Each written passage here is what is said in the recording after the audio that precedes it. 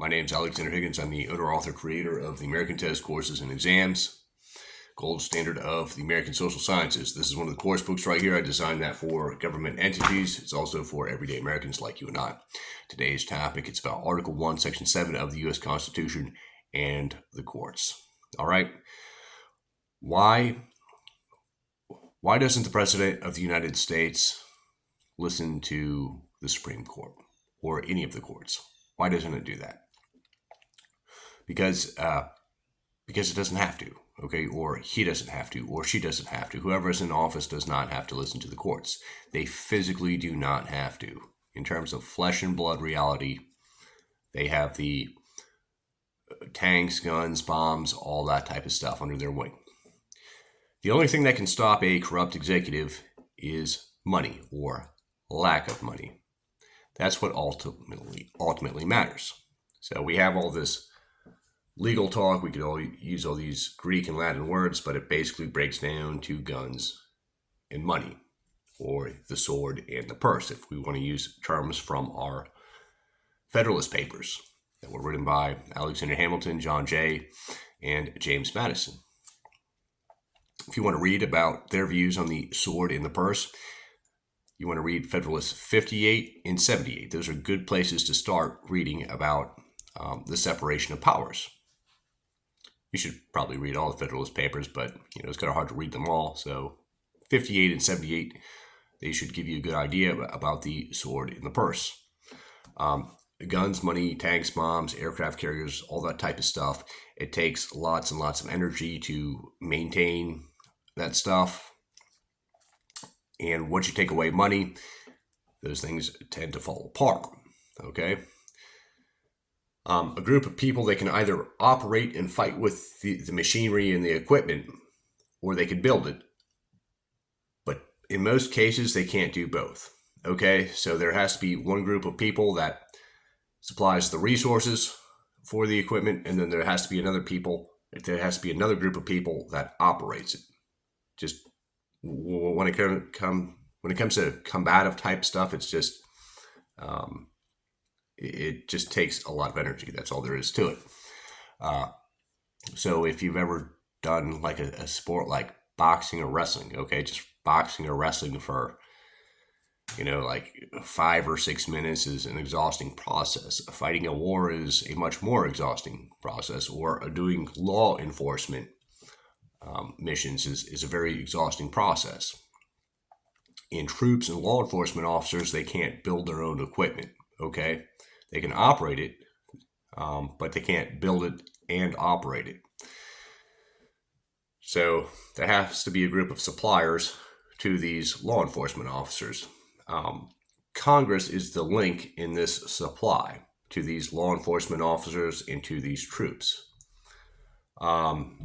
This is ultimately what's important. So if we're mad about executives infringing upon our freedom, we want to cut off this supply. That's what we want to do. If we're angry that executives are being corrupt, we want to cut off their supply of weaponry.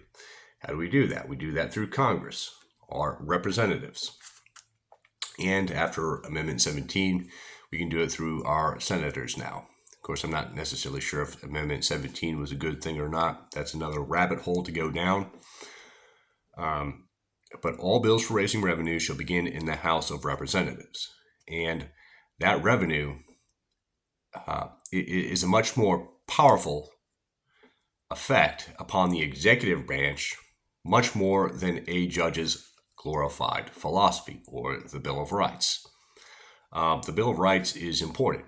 The other parts of the Constitution are important, but they're just kind of like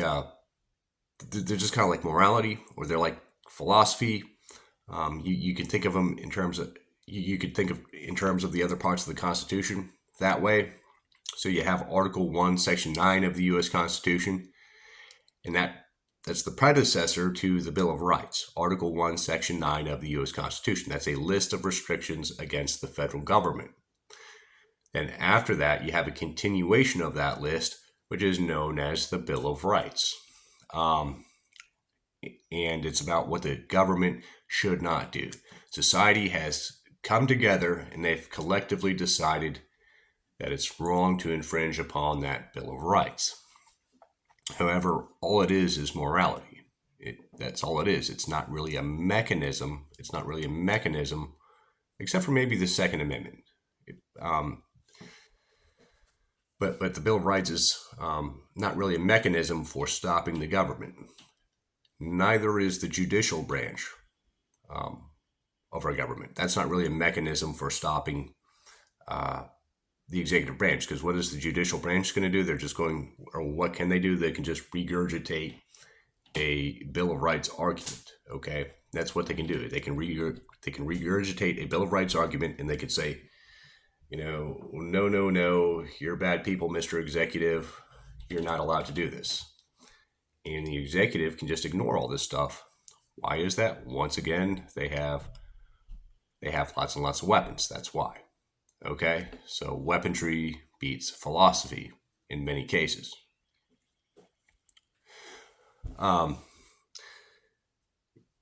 If we want to stop that weaponry, we got to cut off the supply of money that allows the executive branch to afford all those weapons. That's what we have to do. That's the ultimate stopper to a corrupt executive, and that's written about in Federalist 58 and 78 of the U.S. Constitution.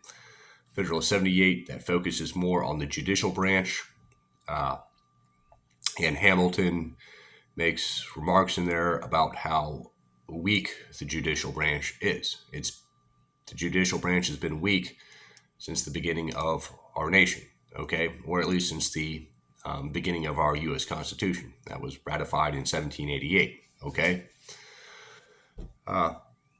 That's all there is to it. Again, why doesn't the executive listen to the Supreme Courts or to the Bill of Rights? It's just because of money and weapons. That's why. And if we want to stop the weapons, if we want to stop the corrupt executive action, we stop that by taking away the money, okay?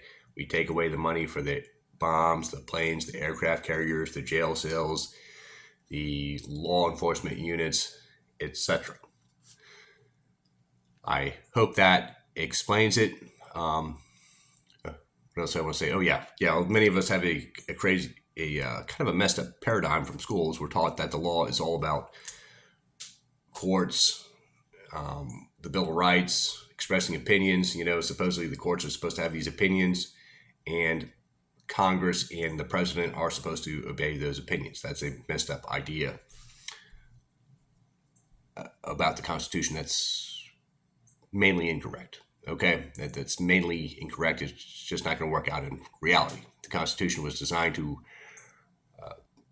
really be a mechanism of the legislative and executive branch, and not so much the judicial branch.